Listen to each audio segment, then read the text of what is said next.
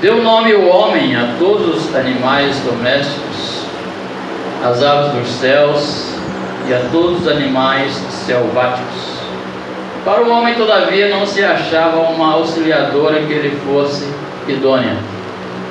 Então o Senhor Deus fez cair pesado sono sobre o homem, e este adormeceu. Tomou uma das suas costelas e fechou o lugar com carne. E a costela que o Senhor Deus tomara ao homem, transformou-a numa mulher e lhe a trouxe. E disse o homem: esta, afinal, é osso dos meus ossos e carne da minha carne. Chamar-se-á varão, porquanto do varão foi tomado. Por isso deixa o homem pai e mãe, e se une à sua mulher, tornando-se os dois uma só carne. Para encerrar o capítulo 22, e o 25 também, né? Ora, um e o outro, o homem e sua mulher, estavam nus e não se envergonhavam. Só para fechar o capítulo 2. Eu havia pedido aos irmãos para ler, né? Hebreus 13, verso 4, mas é muito conhecido, né? Esse versículo, né? De fora, né? Digno entre todos o matrimônio, né? Então, foi o escritor da carta aos Hebreus, não sabemos quem escreveu, mas ele falando a respeito do casamento, né? Então, nós temos como título da nossa lição para esta manhã: dois que são um. Casamento sob a ótica de Deus. Dois que são um. Como se tornar, né, os dois uma só carne no casamento? Interessante nos versos que nós lemos que o verso 20 diz que Deus criou o homem segundo a sua imagem, a imagem de Deus o criou, né? E nós vemos que até então não havia ainda Deus feito uma companheira para o homem. E ele deu uma missão a Adão. Nós sabemos desde o início, que todos conhecem, né, o livro do Gênesis, a criação de Deus, né? No princípio criou Deus o céu e a terra era sem forma e vazia, e o Espírito de Deus pairava sobre a face das águas. Então não tinha nada, só tinha água, né, e terra. E Deus então começa a criação. Ele começa pelas plantas, ele começa pelas ervas, né, do campo, depois pelos animais, e por último o homem, quando Deus diz: façamos o homem conforme a nossa imagem e semelhança. O capítulo 2 é interessante que ele, na ordem aqui, cronológico, ele está depois, né, claro, né, do capítulo 1. Ficamos pensando então, por que Moisés escreve, né, como Deus fez a mulher no capítulo 2, se no capítulo 1 ela já existia? Nós vemos no capítulo 1, verso 28, né? Diz assim: e Deus os abençoou e lhes disse: sede fecundos, multiplicai-vos, enchei a terra e sujeitai-a. No verso 27, né, fala melhor ainda: criou Deus, pois, o homem à sua imagem, a imagem de Deus o criou, homem e mulher os criou. Então a mulher já existia. Moisés está apenas explicando como foi feita a mulher. Talvez alguém poderia entender por que a mulher, né, nasceu depois, sendo que ela já existia. Então é isso, porque Moisés começa a escrever esse livro, imagina quanto tempo, né, depois da criação de Deus. Ele vê como que num telão. Eu estava observando, estudando lá em casa. Então Deus mostra através do Espírito Santo, né, que Deus já tinha escolhido Moisés. Ele foi o primeiro autor da Bíblia, né, a escrever as palavras de Deus. Ele escreveu 5 livros, todos nós sabemos disso, né, o Pentateuco, né, de Gênesis a Deuteronômio. Depois vem Josué, Juízes e outros. Mas então Moisés escreveu 5 livros, todos eles Deus mostrou a Moisés o que tinha acontecido. Moisés nem existia, claro que não. Moisés foi muitos anos depois do dilúvio. Mas de Moisés existiu Noé, Abraão, Isaac, Jacó, e agora nós ficamos pensando: como Moisés foi entender tudo isso e falar que Deus fez a mulher da costela do homem? Porque Deus mostrou como que no telão. Lembre-se que o Senhor Jesus disse que o meu Espírito, o Espírito Santo que eu vou enviar para vocês, ele vos fará lembrar de tudo. Foi isso que aconteceu. Pouco tempo atrás, alguém me perguntando como que Moisés poderia saber disso tudo se não existia na época, né? Pensando, o jardim do Éden, como que ele descreveu tudo? Até os rios, né? Um rio só que existia, foi dividido em 4 partes, 4 braços, que num lugar tinha ouro bom, né? Em outro lugar a terra era boa, e tantas coisas que Deus fez antes da criação do homem. Plantou um jardim. Como Moisés sabia de tudo isso se não existia na época? Então, no nosso entender de hoje, é como se Deus tivesse colocado uma televisão, né? Telão, e mostrando para Moisés: começou assim. Você vai escrever do jeito que está aí. Através do Espírito Santo, Deus mostrou a Moisés. Como também na construção do tabernáculo. Moisés nunca tinha visto, nunca viu um querubim. Como é que vai fazer um querubim? Nunca tinha visto, né? Então é interessante. Isso nos chama a curiosidade, né, da palavra de Deus, como Deus agia na vida dos seus servos, né? As profecias, por exemplo, né, como aconteciam, e muitas delas já se cumpriram na vida de profetas que falaram há muitos e muitos anos antes de Cristo. Então foi assim, Deus mostrou para Moisés. Então nós vemos aqui 2 que são 1, né? Nós vemos quando Deus chama Adão e diz: Adão, agora você vai dar nome à criação que eu fiz. Interessante, né, que o pastor Cláudio Duarte, ele é engraçado, né, algumas coisas que ele fala, né? Ele fala assim: Adão era tão inteligente que ele deu o nome de vaca, e a vaca tem cara de vaca. Não é? Você viu a vaca com cara de cavalo? A vaca parece com vaca, né? O boi parece com boi. Eu acho engraçado o jeito de falar, mas é real, né? Deus deu sabedoria a Adão para que ele desse nome aos animais que existem até hoje, né? Nós não conseguimos chamar um leão de onça. Leão é leão. Certamente foi Adão que deu esse nome de leão. E isso é antigo na Bíblia, né? Até porque Sansão lutou com um leão. Então vejam bem como que Deus deu sabedoria ao homem. Mas a Bíblia nos diz que Deus fez o homem e deu essa ordem a ele para que desse nome a toda a sua criação. Mas o verso nos diz que para o homem não havia uma auxiliadora, uma companheira, um casal. Todos os animais que Deus fez, Ele os fez macho e fêmea, está na Bíblia. Macho e fêmea os criou. Está em Gênesis capítulo. E quando chega então na criação do homem, Deus só faz o macho, só o homem. E certamente Adão deve ter achado estranho aquilo, né? Embora na sua inocência, mas ele vendo, né, os casais, leão, leoa, né, e daí por diante, como dissemos, né, anteriormente, a vaca, o boi, né, o cavalo, né, e daí por diante, cada animal com seu par. E ele, como ser humano, sozinho. E Deus então olha e diz: não é bom que o homem esteja só. Irmãos, é interessante nós observarmos como que Deus sempre teve, né, os seus planos, todas as coisas, né? O apóstolo Paulo escreveu em Colossenses que todas as coisas foram feitas por Ele, né? E por meio dele e para Ele. Então tudo já estava no plano de Deus. O povoar a terra. Isaías, o profeta Isaías escreveu que a terra não foi feita para ser um caos, mas para ser habitada. Isso já estava no plano de Deus. Olha só quantos e quantos anos Isaías veio escrever isso. E Moisés já tinha escrito que só existia terra e água, e o Espírito de Deus pairava sobre a face das águas. Pairar é como um helicóptero, né? Que fica funcionando, né? Sem, só movimenta as hélices. Assim era o Espírito de Deus, pairar, né? Não é parar. E então nós observamos que Adão estava só como ser humano, no meio daquela bicharada toda, né? Dando nome a um e outro. E no meio de um jardim com tantas plantas, né?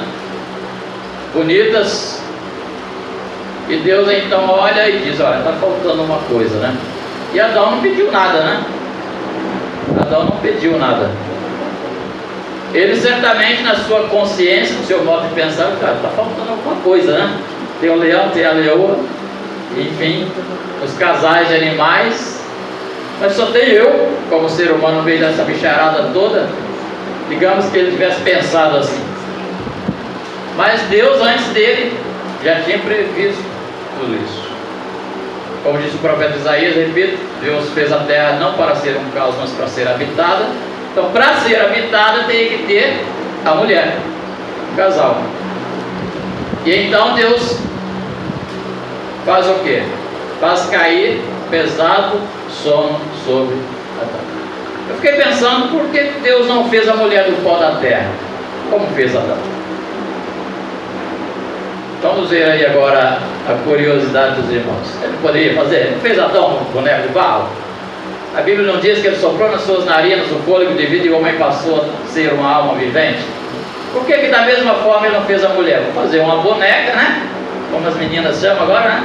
Vou fazer uma boneca, né, de barro. Vou fazer o mesmo processo, vou soprar nas narinas dela o fôlego de vida e ela vai passar a ser uma alma vivente. Mas por que então Deus faz cair um pesado sono sobre Adão, anestesia ele, né, com sono, e tira uma costela dele para fazer a mulher? Não era mais fácil fazer um boneco de barro? E aí? Vocês observaram a resposta de Adão?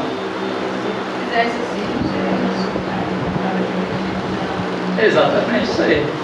Por isso que Adão disse: essa é o quê?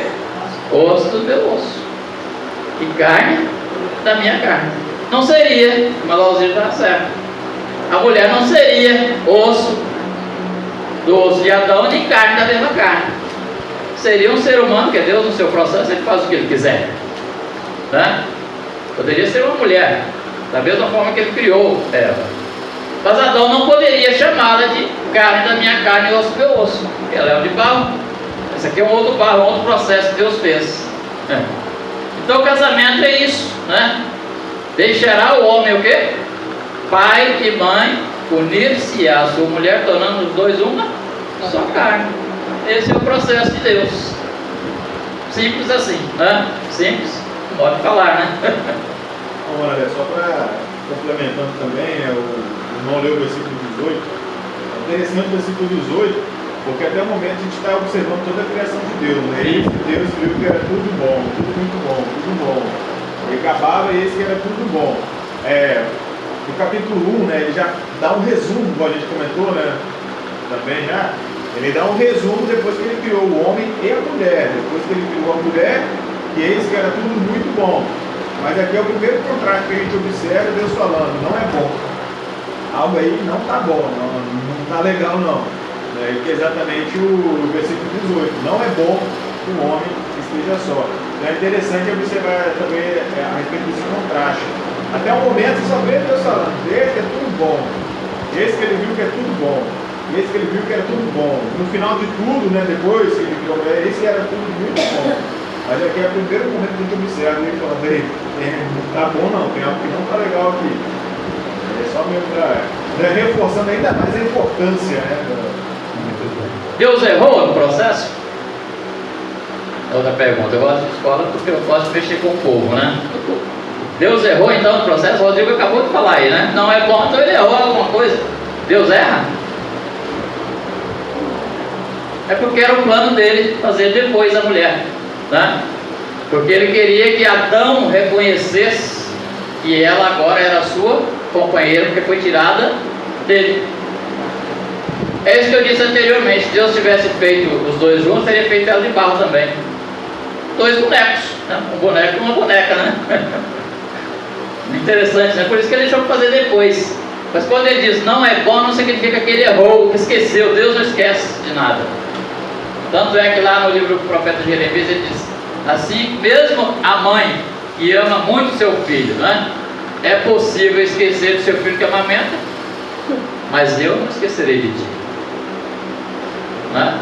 Já viu alguma mãe esquecer de amamentar o filho? É possível, né? Quando ele chora, que ela vai lembrar: nossa, não dei mamar pro fulano, né? Por isso que ele está chorando. Aí ela vai lá e dá mamar para ele parar de chorar. Então Deus nunca esqueceu de nada, não esquece nenhum detalhe. Até no plano da nossa salvação, nós temos um hino que diz: tudo fez Jesus completo, nada por fazer deixou. E quem era Jesus? Deus, o Filho. E ele estava lá na criação.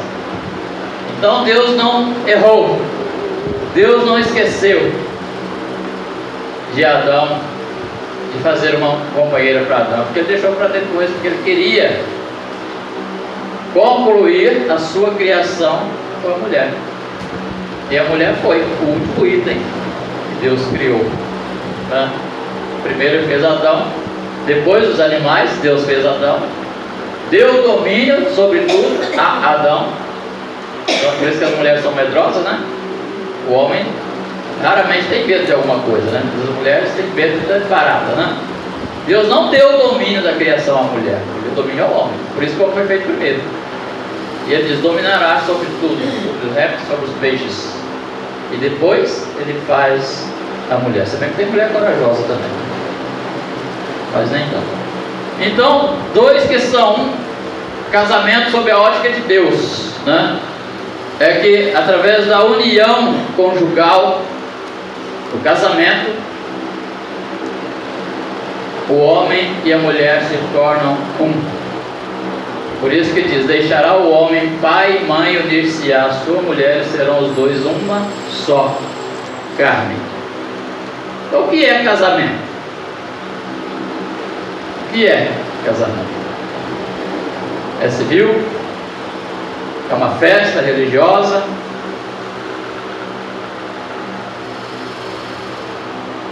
O que é casamento?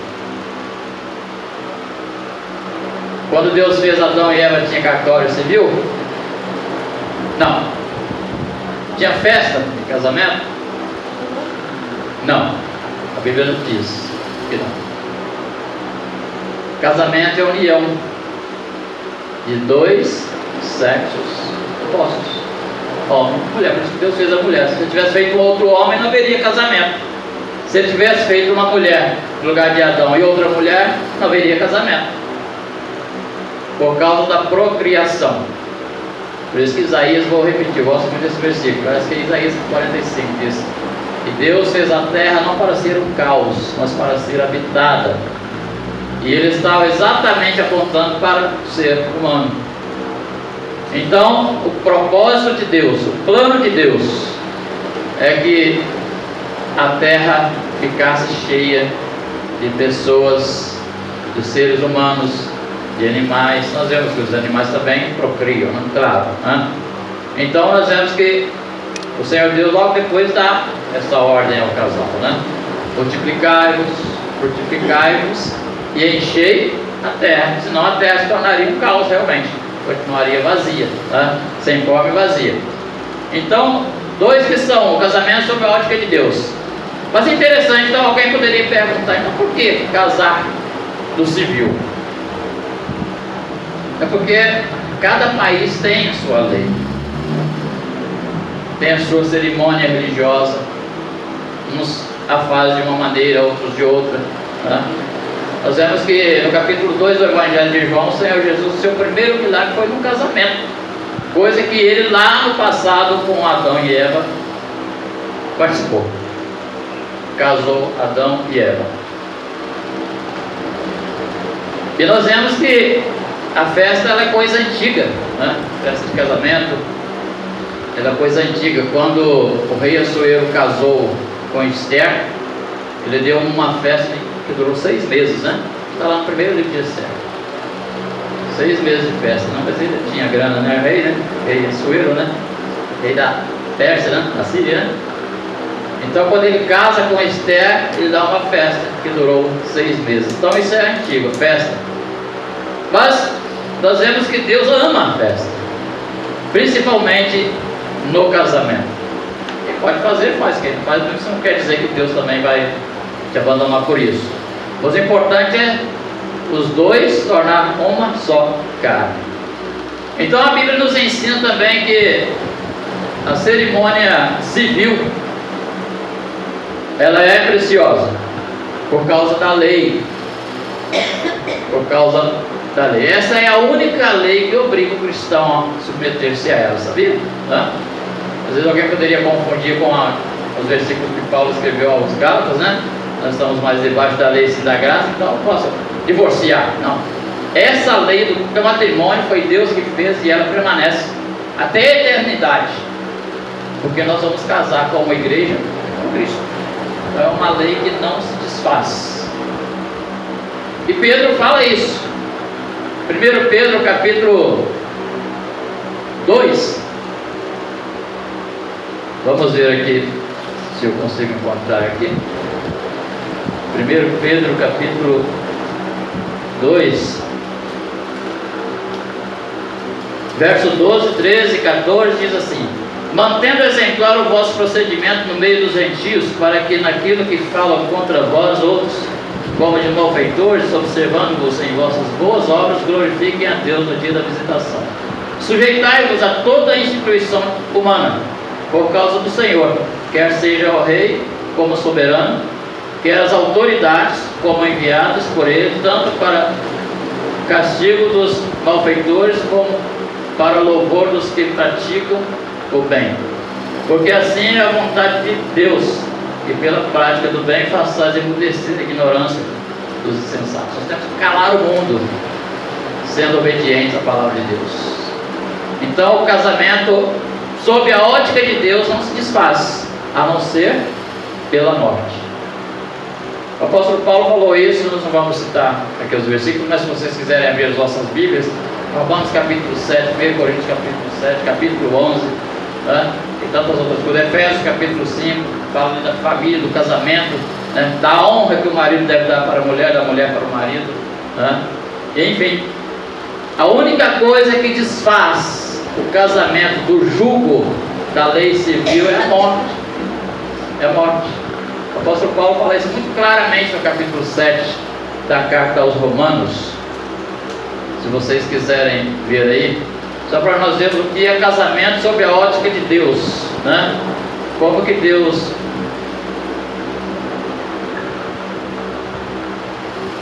Romanos capítulo 7, a partir do verso 1: porventura ignorais, irmãos, pois falam os que conhecem a lei, que a lei tem domínio sobre o homem toda a sua vida. Está dizendo que ele não se desfaz, lei não se desfaz, lei civil, então a religiosa sim, religião é coisa que o homem inventou, mas a lei civil do nosso país deve ser respeitada assim como era desde o princípio. Quando nós falamos que quando Deus casou Adão e Eva, não existia o cartório civil na terra, mas nos céus sim está registrado. Deus registrou Adão e Eva como casados lá no céu. Por isso que ele diz: multiplicai-vos, frutificai-vos e enchei a terra. Quando é que Deus disse isso no adultério? Você pode juntar com outra aí, qualquer aí, frutificar e multiplicar e encher a terra. Onde está escrito isso na Bíblia? Adultério é adultério, é condenado por Deus. Agora, o casamento civil, religioso, na presença de Deus, ele é uma bênção. Aí Paulo continua dizendo que porventura ignorais, irmãos. Nós já vamos falar para a igreja aqui, irmãos. Pois que falam os que conhecem a lei, que a lei tem domínio sobre o homem toda a sua vida. Ora, a mulher casada está ligada pelo quê? Pela lei ao marido. Que lei que ele está falando aqui? Lei civil, enquanto ele vive. Mas se o mesmo morrer, desobrigada ficará da lei. Você só fica livre do seu marido ou o marido da mulher quando ambos, um dos dois, morre. Esse negócio de divórcio nunca esteve na ótica divina, na ótica de Deus. Divórcio não. Ele não falou para Adão e Eva: olha, Adão, eu estou fazendo uma companheira para você, é carne da sua carne, é osso do seu osso, mas se não der certo, você pode separar. E onde ele arranjar outra mulher se não tinha? É isso uma pergunta, é isso uma questão. Onde ele ia arrumar outra mulher? Outra Eva? Tinha segunda Eva? Deus não fez duas, nem três. Então Deus disse: multiplicai-vos, frutificai-vos e enchei a terra. Então, o casamento, sob a ótica de Deus, não existe divórcio. Isso foi porque encheram a paciência de Moisés, lá no deserto. Ele coordenando quase 3 milhões de pessoas, sozinho, e o povo começou a pressionar a ele. E ele então permitiu. Permissão não é autorização. Você já procurava saber disso? Permissão não é autorização. Não é algo definitivo. Moisés permitiu, por ele ser homem, ser pressionado como líder do povo de Israel. Vocês querem ver isso? Leiam Mateus capítulo 19. O que Jesus falou? Mas antes não era assim. Mas de quê? Moisés ter dado essa autorização. Vocês tiraram a carteira aí de pouco tempo, né, Vitória? O que eles fazem agora? Eles te dão logo de imediato a carteira? Dá permissão. O que é permissão? Que pode tomar. O Vitória está com permissão para dirigir. Chegou ali, bateu o carro, já era a carteira. Se o guarda for lá e registrar, você está com permissão? Ó, já era. Você tem que tirar outra. Carteira? Não, permissão. Permissão não é autorização definitiva. E Deus odeia o divórcio. Está na Bíblia. Deus odeia o divórcio. Então por isso que Paulo está dizendo aqui, olha, ela fica desobrigada da lei conjugal se o marido morrer, ou o marido fica desobrigado da lei conjugal se a mulher morrer. Isso é um casamento sob a ótica de Deus. Por isso que Jesus falou lá em Mateus capítulo 19, perguntaram para ele, né? Por que Moisés permitiu a carta de divórcio? O que ele falou? Porque vocês são de coração duro. E tem muitos crentes ainda de coração duro se envolvendo nesse tal de divórcio. Tem igrejas lotadas por aí, né? E membros divorciados casam até 3 vezes. Conheço. Porque tem um coração duro. Então não é convertido, né?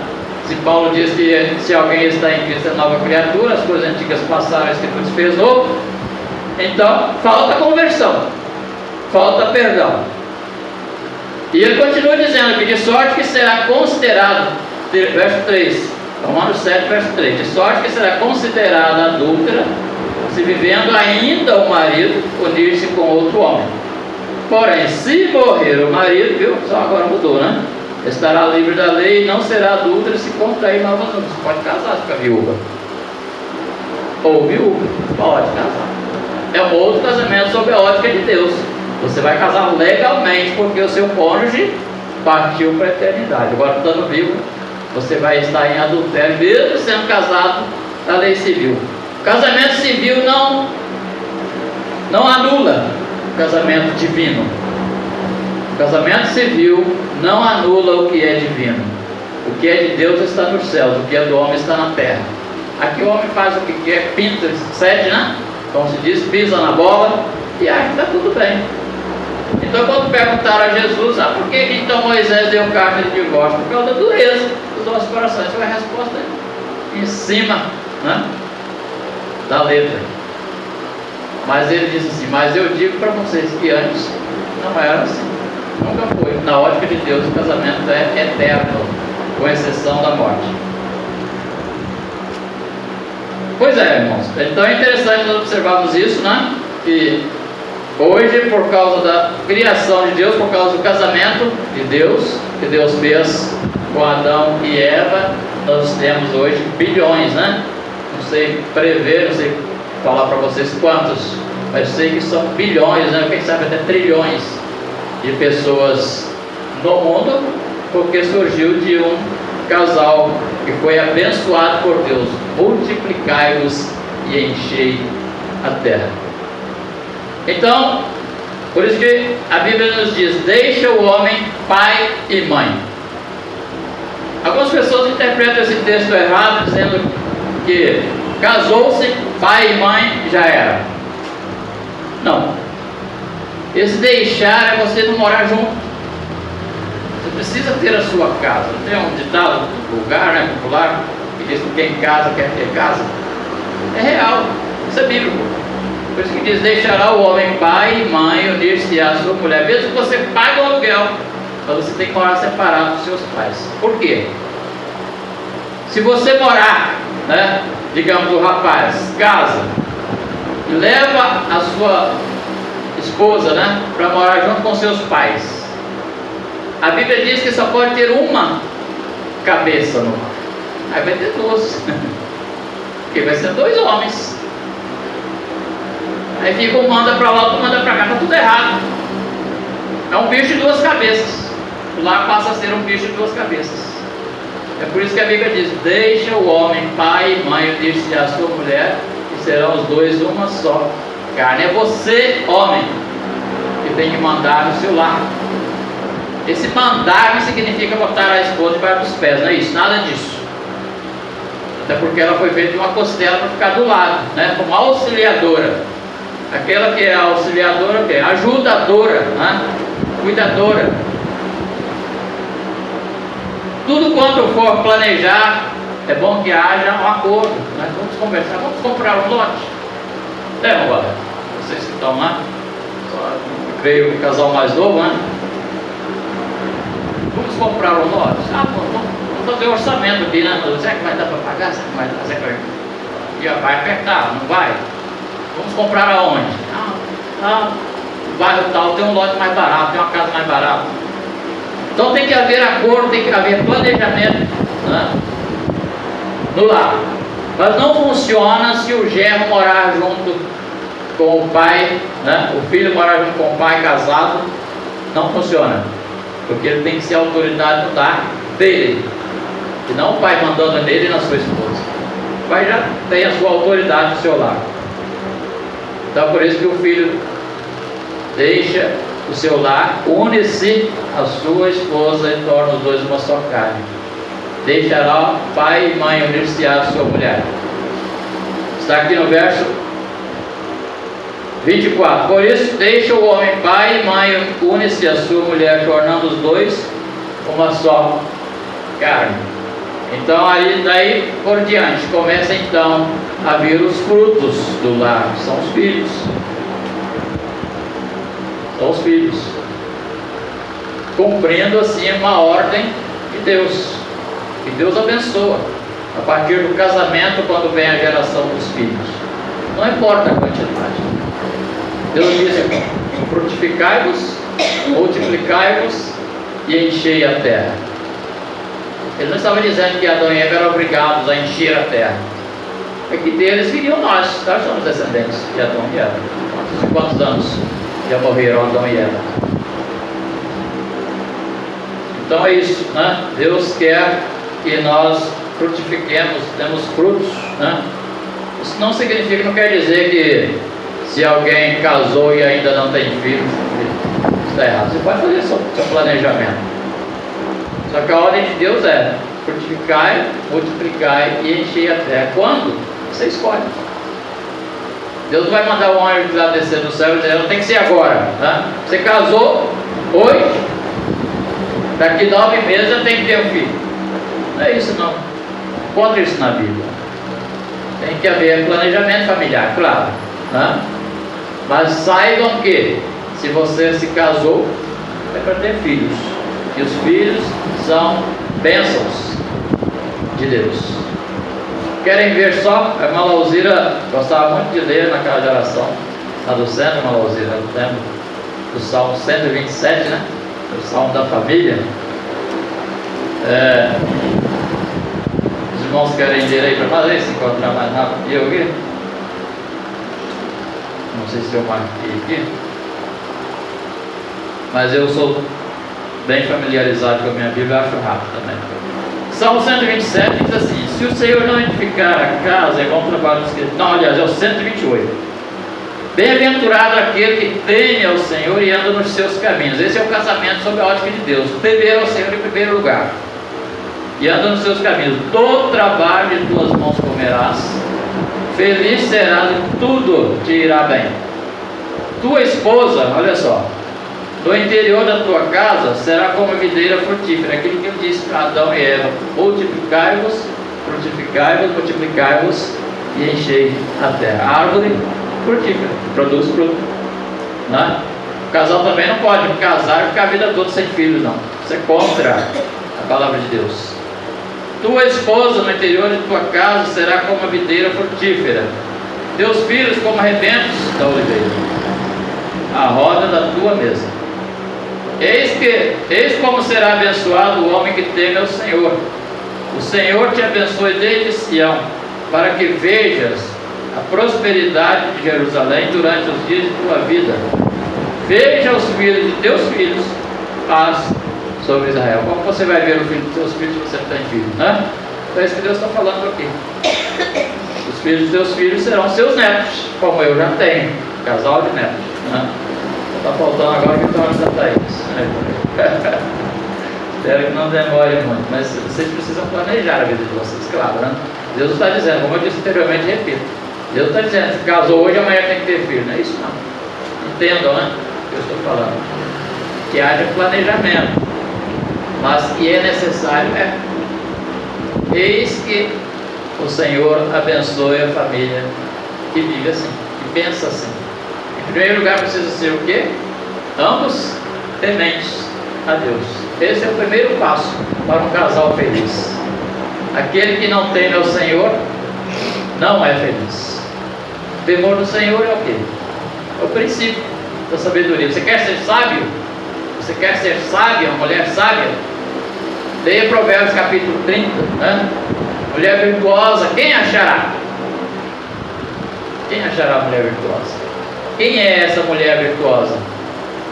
Sábia, inteligente, ajudadora, cuidadora, sabe compreender, né, as dificuldades também do seu marido.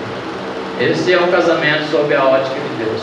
Por isso que Deus disse que o homem não era bom, como o Rodrigo disse anteriormente, que ficasse só. Vou fazer uma auxiliadora, alguém para ajudar, para que ele não fique só, para que vivam juntos uma vida que haja paz. Olha o hino que nós cantamos. O que é a dor? Quem vai responder? O que é a dor? Nós cantamos, né? Qual o adorno desta vida? É o amor. Mas o que é adorno? O que Paulo fala lá em 2 Timóteo, né? Que a mulher não precisa ter cabelo frisado, cheio de ouro, cheio de adorno, enfeite. Adorno é enfeite. A única coisa que enfeita o lar, você não precisa ter nada não, de bens materiais. Se tiver amor, esse é o principal enfeite do lar, amor. Por isso que nós cantamos, eu ainda citei esse hino 217. Qual o adorno desta vida? É o amor. A alegria é concedida pelo amor. Onde não há amor, não há paz. Não tem como haver paz num lar que não tem amor. E o lar que não tem essas duas coisas, paz e amor, se desfaz rapidamente. Não há compreensão, não há educação, principalmente para os filhos, né? Um lar dividido, os filhos também se dividem. E agora? Eu vou obedecer aqui, meu pai ou minha mãe? Quem está certo? Quem está errado? Não sabe nada, fica doido, perdido no lar que não tem amor nem paz. Porque fica um fala uma coisa e fala outra. Não há concordância, não há a bênção de Deus.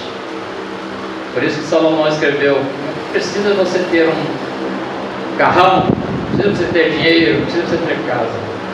Salomão escreveu um livro de Provérbios falando a respeito do casal.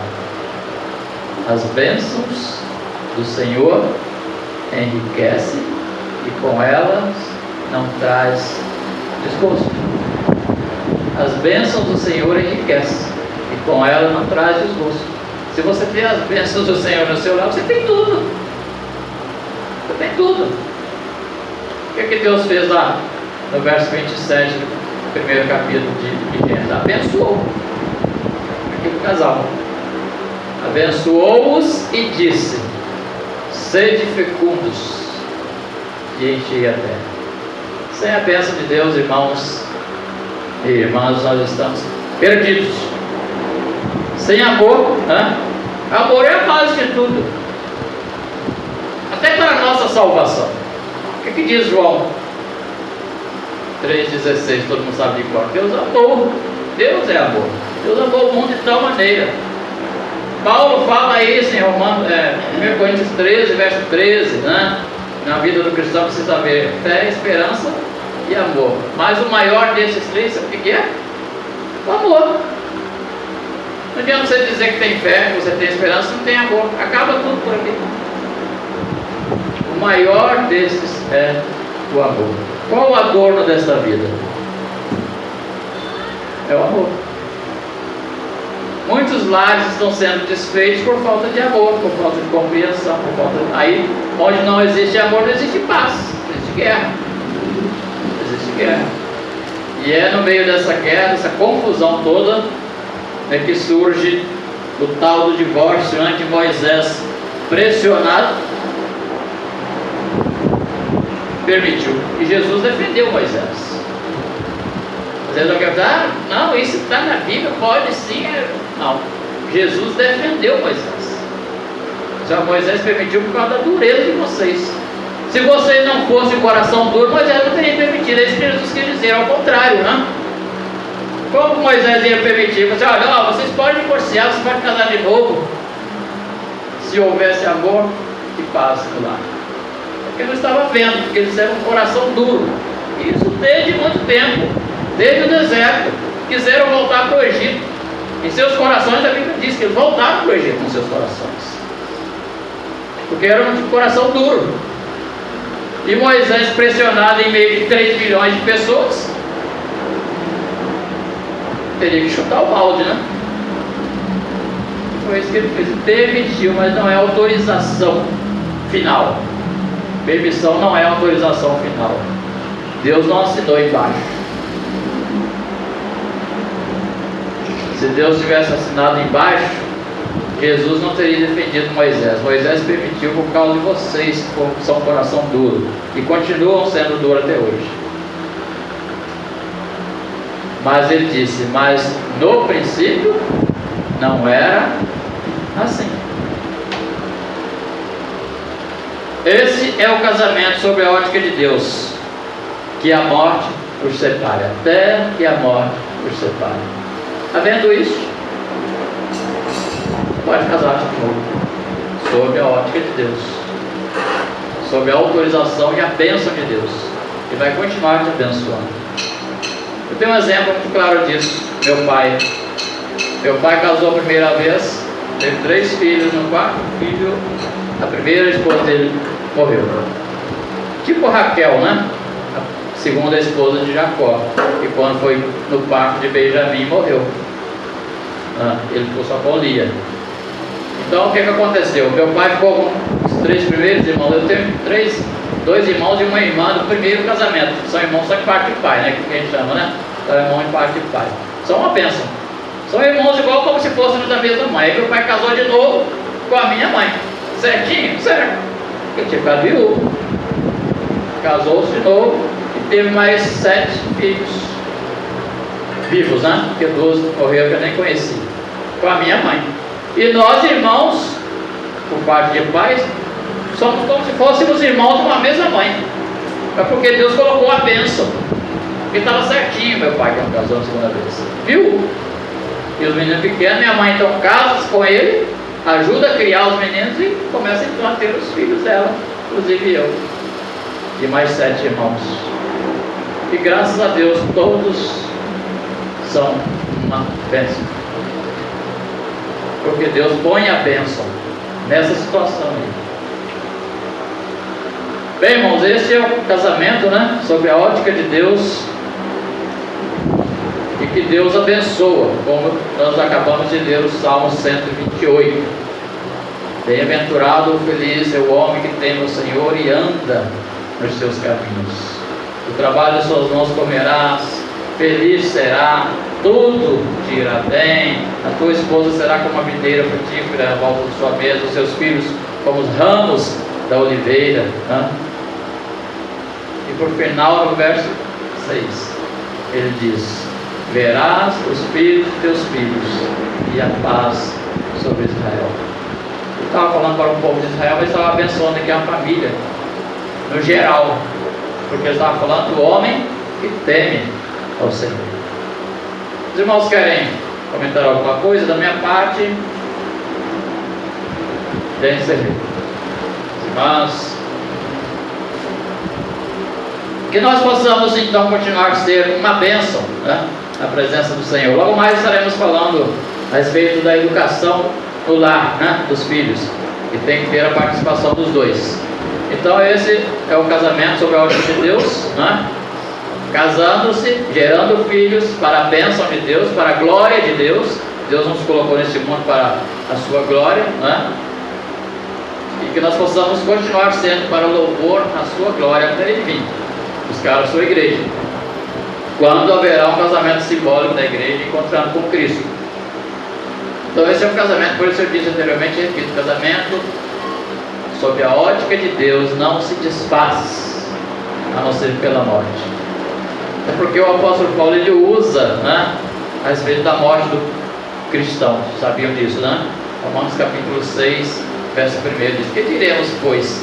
Permaneceremos no pecado para que a graça seja mais abundante? Não.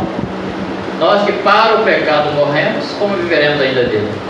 Então quando o crente morre, ele se torna membro da igreja, que atualmente é a noiva de Cristo e que será a futura esposa de Cristo no casamento.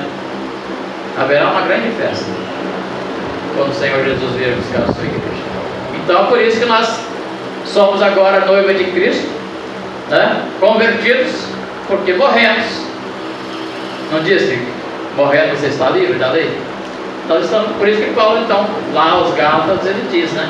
Nós estamos mais debaixo da lei, do pecado, claro, mas sim da graça. Então agora nós podemos casar com Cristo, que foi o que nós fizemos no dia que aceitamos a Cristo, pertencendo agora à noiva de Cristo. Quando o dia ele buscar a sua igreja, haverá uma grande festa, um grande casamento. Que Deus em Cristo nos abençoe e nos ajude para que nós possamos ser crentes fiéis ao Senhor, né?